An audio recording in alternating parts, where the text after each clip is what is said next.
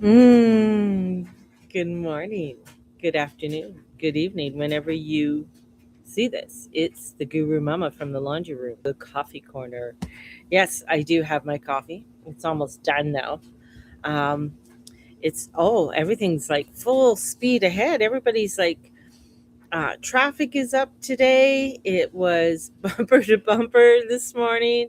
You could tell that everybody's going back to work. School's back in force. Everything is like back on track, it seems, right? Just so you think, right? Good morning, good morning. Thank you for joining me. I'm the Guru Mama, Mary June Tracy, coming to you with a little bit of the shenanigans of the 411. I do have my January workshop going on, so if you want to join me, we have weekly meditations on Sunday. We have a workbook to work with, and it's all about the great power pause of January. This isn't a rushing month, although it might feel like everything is, you have to go, go, go, go. This is not. It's more of a taking time, reflection, before we step forward into more of the chaos and the craziness. So we have that's going on. I'm offering it for people if they want to join for $50. And I also have my 2026 readings.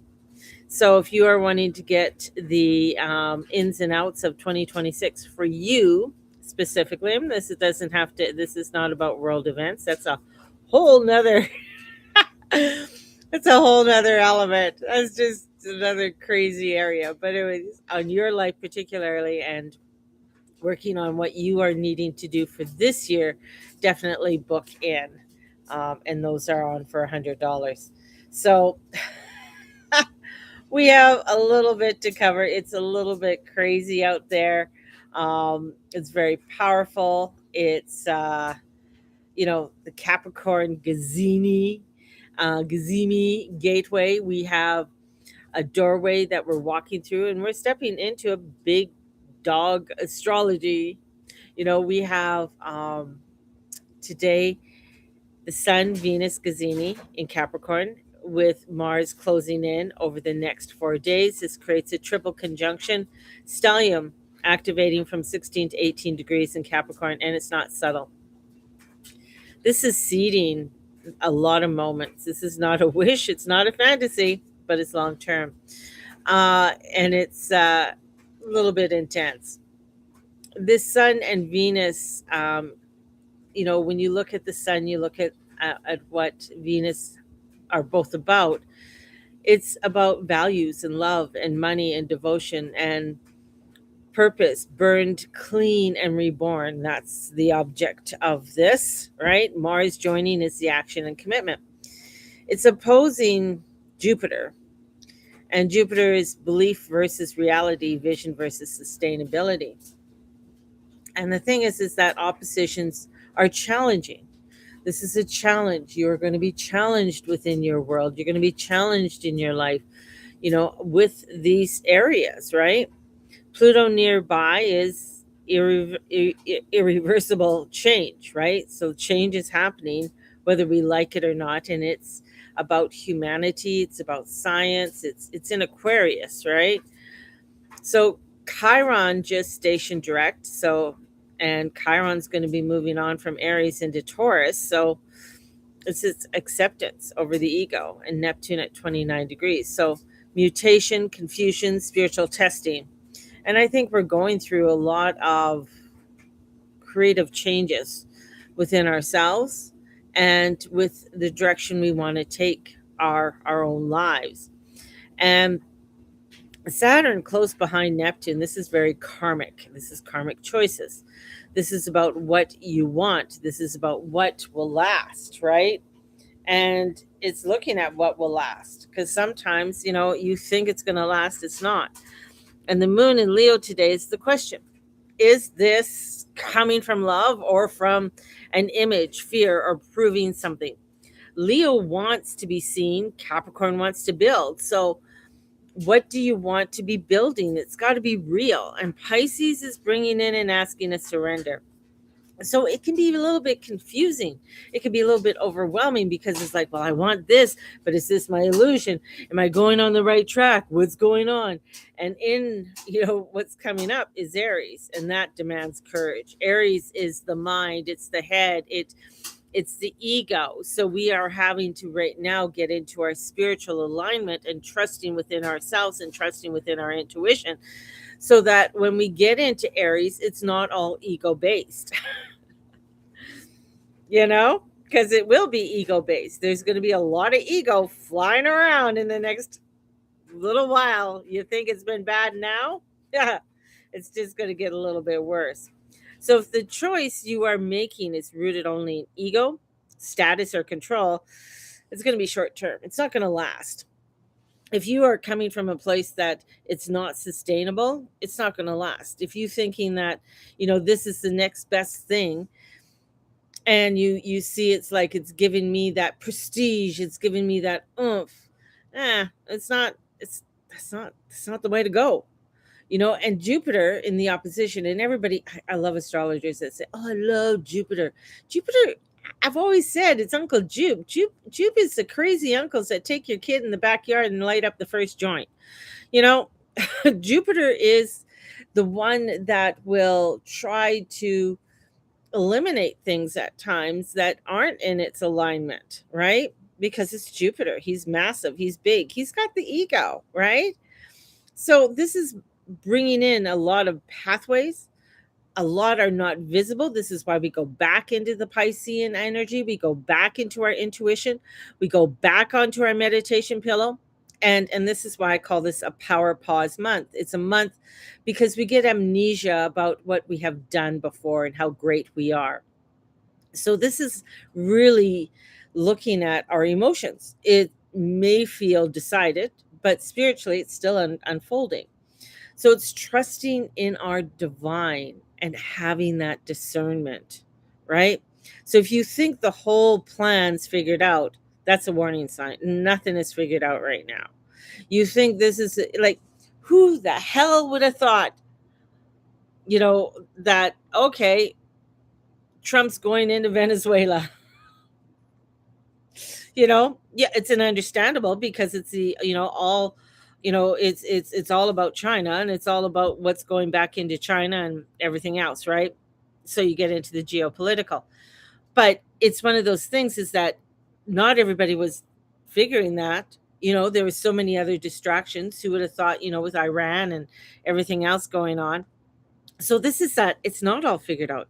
There's a plan that we are not even privy to within, not with, even within our own lives, even within our own lives. So this is where that trust has to happen, where we have to come in with that guidance, with the divine, the patience, the humility, spiritual alignment, and over certainty. Capricorn knows timing. Pisces knows surrender. Aries soon will know the action. Those are the positive things about this energy. And that's where we want to stay into. Like, you don't want to go to the other side of the bridge. It's just not, it's not, it's going to be more hell over there. Just saying. And Chiron right now is direct. So its acceptance is the medicine. Chiron stationing direct in Aries, it's powerful. It's a very powerful truth. It's healing right now, and it's about fixing. It's not about fixing, right? So it's looking at what needs to be healed within our own lives. And it's about accepting what no longer aligns. So what your ego wanted may not be what your soul agreed to. So that's why sometimes you feel that tug of war within inside of yourself. It's because your soul is saying that's not what you signed up for. That's not in your alignment. But your ego is saying, but the world says I need this and I need to look like this and I need to be here. And everybody's telling me I have to, get a PhD, or I have to have the next best car or whatever within this muggle world, right? But spiritually, it's saying that's the illusion. Because when I got the judgment card upright, this is a calling, not a preference. Like, you've been summoned towards a path of service, truth, and spiritual responsibility. You do not need to explain it. And in came the Queen of Swords, which I call her the Queen of I don't give a fuck, because she's cold. She is cold. She is looking forward. She knows her truth. She receives the information and goes forth with it. She's not a very warm, cuddly kind of queen. She's not the Queen of Cups, right? Queen of Cups, you can go sit and have a conversation with and sit by the fire with. Queen of Swords is like, that ain't my thing. Here I am. This is what's showing up. And she's telling you this is what's showing up, but she's also telling you don't be cold, don't become rigid, and don't get locked in a narrative. Don't get locked in into all of the craziness and the political and whatever else is going on out there in that crazy world that we are living in. This is about a beginning, not a final outcome. This is a time to take that pause. Hand on heart, next hand on the solar plexus. Breathing in, connecting to that oneness, right? So that you can go forward and you can begin to create in love and joy and peace and harmony. Are there going to be things thrown at you from either side, like a dodgeball? Definitely. Definitely. It's not going to be a whole beautiful road that is perfectly paved right now. This is that we are entering into a time of uncertainty, a time of dramatic change. And we have to choose what truly aligns with us, not just impressive, right? It's not the next best lashes. I'm sorry. I need to have the best lashes so I can impress whoever it is you're wanting to impress. That's not the alignment. You're walking through the doorway. Just don't decide too early what the room looks like. Take some time, sit in it, look at it, you know, do some sketching, do some journaling, allow yourself to come into that creative point. That is so, so important, because this stellium is huge. This stellium in Capricorn, with the sun and Venus and Mars and Mercury, this is like Capricorn. What does Capricorn rule? Government, institutions, leadership, hierarchy, corporations, economic systems, law, borders, authority. We're seeing a lot of that going on. But then we kind of look at it, it's like, what are those things within my life? What is governing my life? Where are my leaderships? Who are my hierarchies? What am I affiliated with, and how do I associate with different people, places, things, right? And where are my boundaries? This is not about chaos, but this is about decisions being locked in that determine where the chaos or stability that will show up later in 2026 and 2027. So we are starting up and saying, what are we really wanting to create at this time? Because we also have that crazy Gazini, right? With Sun and Venus. Venus is on the other side, so we're not going to see it, right? But this is a recalibration of the highest level. This is even on the world stage. This is correlates with renegotiation of treaties and trade and financial agreements. This is rebranding of leadership narratives, sudden moral positioning by governments and corporations. We're going to see huge shifts coming in. And we're going to say, oh, I didn't see that coming. Oh, I didn't know they were aligned with that. Values being spoken one way while power moves another, right? Venus in Capricorn is not sentimental. Capricorns are not sentimental. For me to do a reading for a Capricorn is like huge. I always said that. Capricorns are very structured. They're not going to get a reading unless they absolutely have to, right? Because one, they don't want to know about the change that's coming, even though that they know there's change coming. But this is where this transactional, who owes whom, who controls resources, who sets the terms, that's Capricorn. So Capricorn wants to know what's going on. They want to get to the root. They don't want any fluff or anything like that. It's concrete. It's structure. It's the goat going up to the highest peak, right? And going up these crazy ledges as it has its beautiful tail anchored in the mystery, in the place, in the water, deep within, right? And Mars, when it's joining there, there's a force. So the Mars and the sun can be very combustible, where you could see things like really get kind of crazy in your life. But that's where you take that step back and say, hey, okay, what's going on? What's being eliminated in my world? Right now, in the mundane, in the manifestation of this, there is military positioning without full engagement, economic pressures as a weapon, sanctions, tariffs, freezers. We're seeing that. I mean, there's these things that are happening even around us that we're seeing, where things are going to get harder to get. I already told people to get a first aid kit with antibiotics. We're seeing these things because where does that stuff come from? This is a part of setting ego aside and setting up our priorities of how can I keep myself safe? How can I keep my family safe? What are my higher priorities? This is executive orders, this is crackdowns, and we're going to see these things coming forward.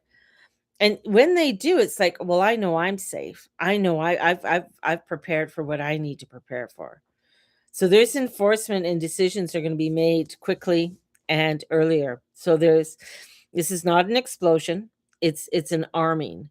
So how are we arming our own selves and our lives, right? How are we doing that? How are we creating that within our own selves? Because that Jupiter opposition to that stellium, where Jupiter thinks, hey, I'm the one, I could do it, I'm the best. Yeah, belief systems pulling against one another, right? This is on the global level. This is ideology, polarization, intensifies legal versus moral authority conflicts. This is humanitarian narratives versus economic reality. And we got to look at both of those too, because humanitarian, it could go one way, like crazily, same with economic.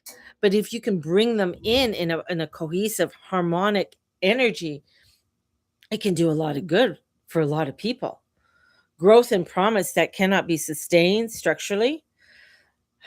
We're going to see a lot of things, a lot of institutions crumble. We're seeing corporations that have been around for 100 years, they can't sustain themselves anymore. They cannot survive anymore. And they're going to the wayside. We saw it with the Bay here in Canada, right? A 600-year institution no longer exists, right? So this is why the rhetoric is big, but delivery will be very selective with things that are coming in.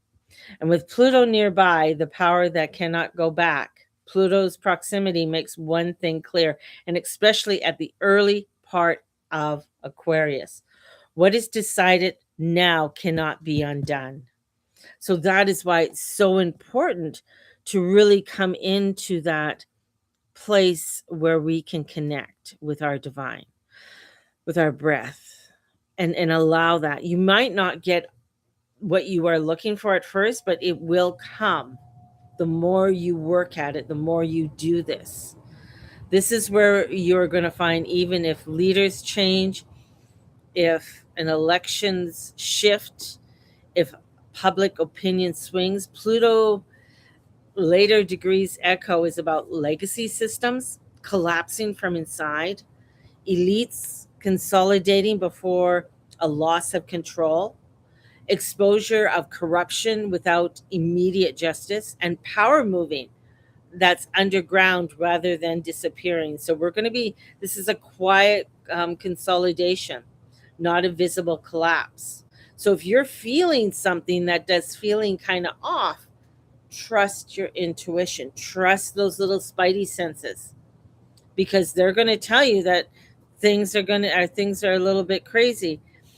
And you got to trust that, because Neptune at 29 degrees is foggy, right? It's sort of foggy, and it's at the anaretic degree. So deception mixed with genuine confusion, blurred accountability, humanitarian language masking strategic moves, unclear enemies, unclear allies. Things I've always said, Who you think your enemy is may not be your enemy. Who you think your friend is may not be your friend. Really come back in and trust that intuition, because a lot of things are going to be very unclear right now, and you're not going to be able to trust who's who, right? Your intuition, your divineness is going to help to guide you. The mundane expression, proxy conflicts, misinformation escalation, right? Good morning. Emotional public reaction without full data. Nothing is what it seems, right? Nothing is what it seems. This is why the world feels unstable but not explosive. The ground is dissolving, it's not cracking yet. Yet. Okay? There's a lot that's being placed and set up right now.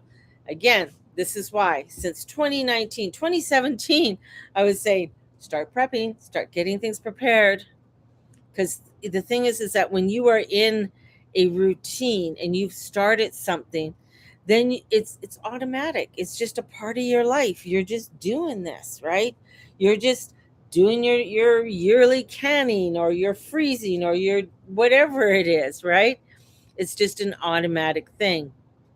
A lot of my clients, they're already starting to do their seeding right now. So for their tomatoes and everything else that they're starting to do and starting to grow, getting their grow lights out and everything else.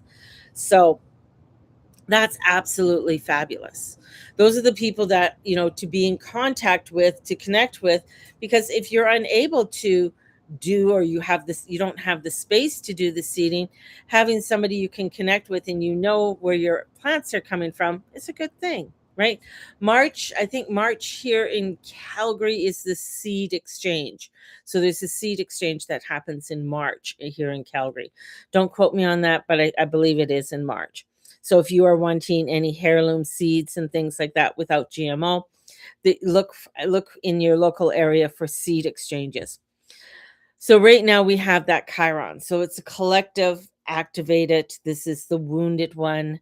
It's stationary. This is old historical wounds resurfacing, um, identity based conflicts, reactive, unresolved national trauma influencing policy. America's going to raise its hand. America's going to go full force on shit, man. This is a reaction rooted in humiliation, loss, or pride.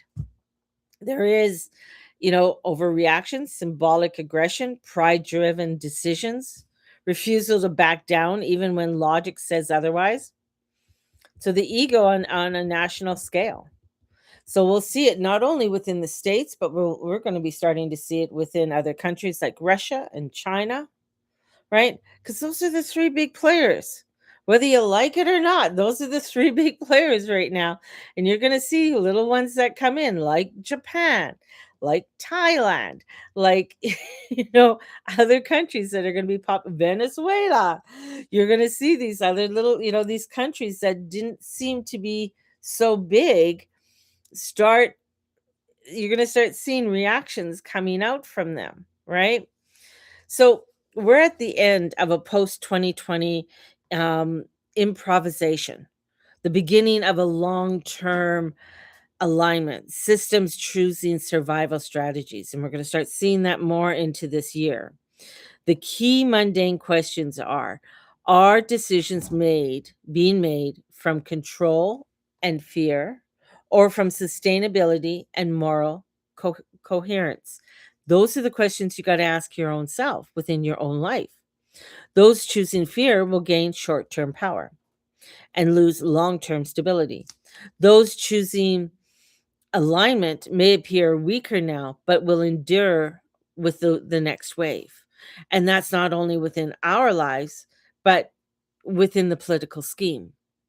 You might laugh at somebody driving an old clunker, but you don't know that that person might be the next Bill Gates, not Bill Gates, but the next billionaire, or the next person who has, a lot of influence and that can actually change things in a very positive way, right?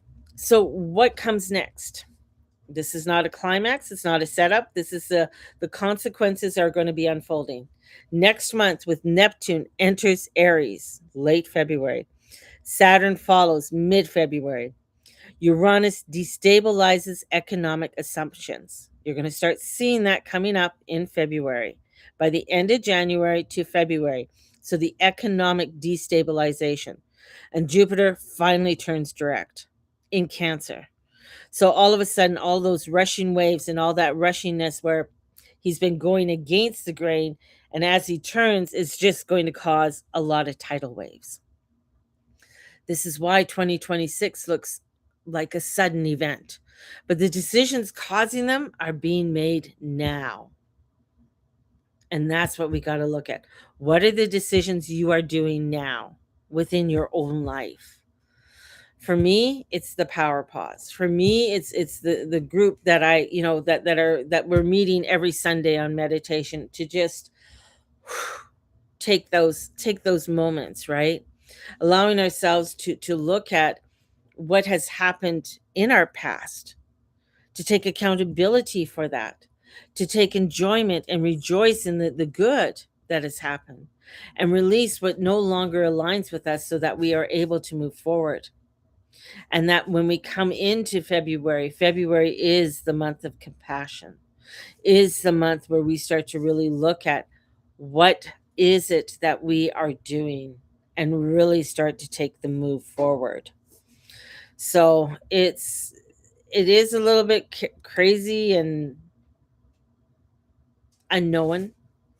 I did look into a little bit into the United States and I called it the reckoning year, the identity, authority, and power redefined. Um, this is where in 2008 we saw the financial fracture, 2020 social fracture, and 2024 to 25 is authority fracture. Okay, this is not a collapse of them. This is a redefinition under pressure. So they're redefining who they are. And the big three transits hitting them is Neptune entering Aries. This is huge. This is Aries. This is identity, will, warfare, leadership. Neptune is illusion, idealism, sacrifice, and disillusionment. My predictions, take them with a grain of salt. Confusion around who truly is in charge. Ideological battles framed as freedom versus survival. Veterans, military, borders, and enforcement issues become emotionally charged. Narrative of heroism versus victim clash hard. This is when the myth of America and the reality of America separates. This is where we're going to see some crazy things, some crazy activations that are going to be happening with boots on the ground. We have Saturn that is entering Aries, and that it follows Neptune into Aries like a cold hand on a shoulder. So, this is, again, enforcement of authority becomes stricter. You must choose moments in governance, hard consequences for leadership missteps, structural limits placed on executive power, or civil liberties, depending on who's governing. And this is the end of improvisation. So we are going to see more government control in the coming months. And what that government control looks like, feels like, not only within the United States, but in Canada as well. With Pluto, this is all about continues digging with technology, data, population control, social system, collective power versus centralization. You are starting to hear more people speak out about how great families are versus how horrible it is to have children. This is where you're going to find a lot of conflict that is going to come out about creating family versus not having children, right? And there's the consequences for not having children and not creating in our world. There's the consequences for just being idle and only being self-centered, right?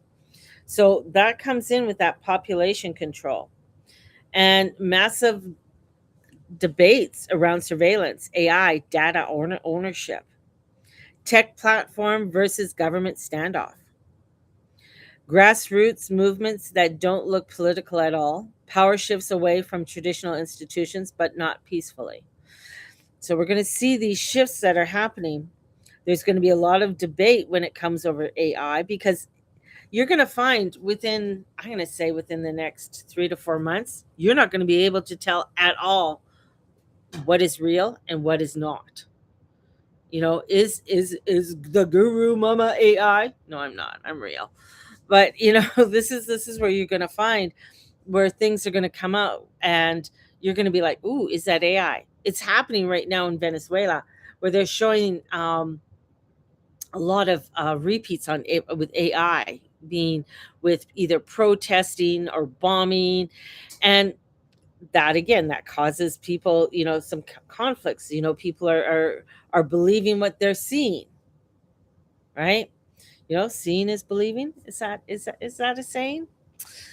So this is where, for the US, in the plain language, the US stops pretending it can be everything to everyone. Leadership becomes more polarized but clearer, and long term alliances are reassured. So internal stability becomes the priority over global dominance. This is not a civil war year. This is it's a control versus coherence year, right? The US chart acts like a uh, systemic plate. When it shifts, the fault lines activate elsewhere, right? So we have a lot of things that are going to be activated within Eastern Europe, Russia, Ukraine access, long standing wounds, Chiron theme, power consolidation, and disillusionments with global promises. My prediction: a redefinition of border or influences. The land that Russia has taken is not going to be Ukraine's. That's going to be redefined. Proxy conflicts will continue, and public exhaustion grows. People are tired of all the money and everything going over to a place where we're not a part of. It doesn't really influence us, right? You know? So this is where, new power brokers, conflicts framed as moral inevitable. Big earthquake 2, 7.0 predicted in Northern California. Probably it's on a fault line. Everything's shifting. Everything's vibrating. They predict that every year. That's the funny thing, is that that's predicted every single year about a big earthquake in California, right? Or to build a 2.4 billion ski resort. Exactly. But I mean, hey, Ukraine needs one, right? This is where we're going to be seeing where things are happening and why people are getting frustrated. So conflicts framed as moral inevitable, right? Now, what I look at for the long term game, and that's really going to um, have on us, is the China Taiwan Pacific Rim. Because China is where we get a lot of our shit, including our medicine, right? And this is where we're going to find it's going to be harder to get things. It might take longer for things to come in. This is where the Pluto in Aquarius hits tech, data, and supply chains. And I said this before, the supply chains are going to get hit. And Jupiter's cycle expanded influences our narrative. So things are going to get expanded. This is economic pressures replace overt conflict. Trade and tech wars intensifies. This is where we're going to find things to do with our internet, how we receive our information, power lines under the Atlantic, um, and sabotage with those things. And this is control over information becomes central. You, the governments want to control the narrative. They want to control what is being shown, what is being told. They don't want things being leaked out. I mean, um, when China went into Hong Kong early and things were getting leaked out, I mean, they wanted to snap down quick on that narrative. When there was the uprising in Egypt and things started to leak out through the BlackBerry, and things started to uprise, they don't want that narrative out. So there's a cold conflicts, a style of escalation. So there's a long game dominance, not immediate war, but it is a long term. And we're going to feel it over the next several months and several years with that. Um, Europe, the EU, pressure, exposure, fractures. So we're going to see a leadership shakeup there. Immigration pressures intensify. Currency and labor issues rise. Their currency is kind of it's really shaky right now, and the amount of immigrants that they have allowed in places like France and Germany and other places, except Poland. Like Poland did not allow people to come in and just take up space. So you find that in Poland, they don't have the issues that other countries are having, like even Sweden and Switzerland, and in Norway, and what happened in the Netherlands on New Year's Eve. It's where people, and there's going to be more pressure, especially in Europe, over immigration. Immigration is going to be a big issue, not only there but other places. With Canada and Australia, we're tied. Quiet but important, tied closely to the US shifts, internally policies, adjustments, resources, land, housing issues come forward. I think is it Greenland? Greenland. Yeah, the United States is going to, I think it's Greenland. I get confused with Greenland and the other one. But they're going to take it over. Um Predictions: less noise, more restructuring, public trust tested, and a quiet alignment change with the US. So I feel like even within Alberta, there's going to be a stronger alliance to the United States. And we're already seeing things like that happen. So, people and nations and systems, who are we really?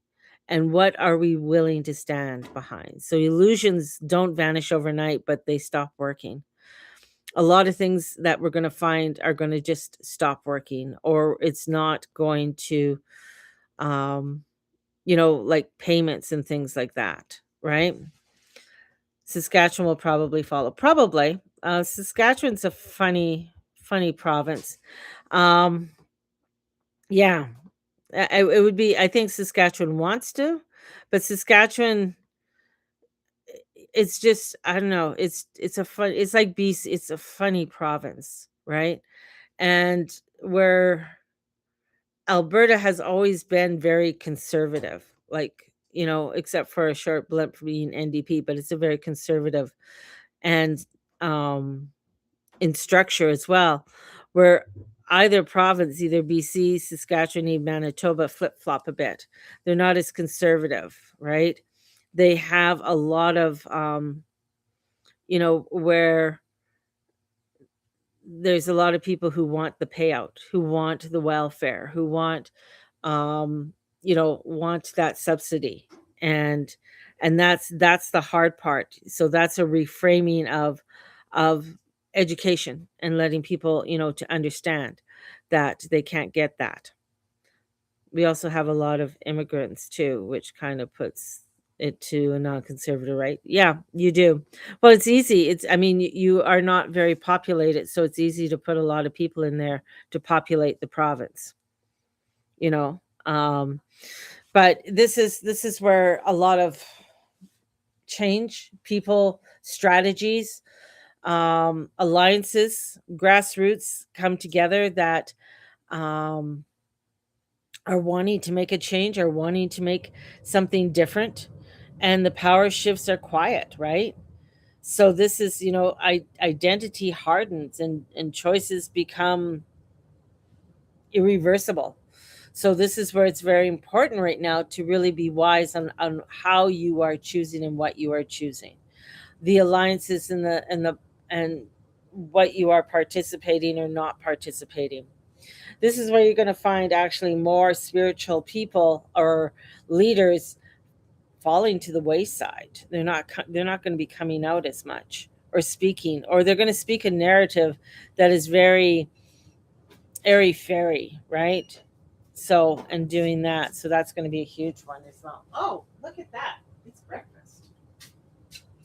Thank you. I got breakfast. so this is what the things that we are going to be looking at.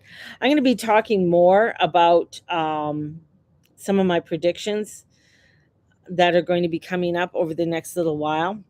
And we're in a time that's changing, but it's also exciting and it's exhilarating, and it's not to get scared. It's to really allow yourself to really connect with your God. Connecting with God, connecting with spirit is so important. And how you are able to create, you know, your world and create the love that you want to surround yourself with, the joy and the peace and the harmony. So, since my breakfast is here, I'm going to go and eat my breakfast. So, I want you guys to have a blessed day. If you're wanting your 2026 reading, let me know. And if you're wanting to join me for January for my Power Pause month, let me know. Okay. And may the Lord and Lady watch over and bless each and every one of you and all you say and all you be and all you do. Blessed be everybody. And we will talk to you later. Bye bye.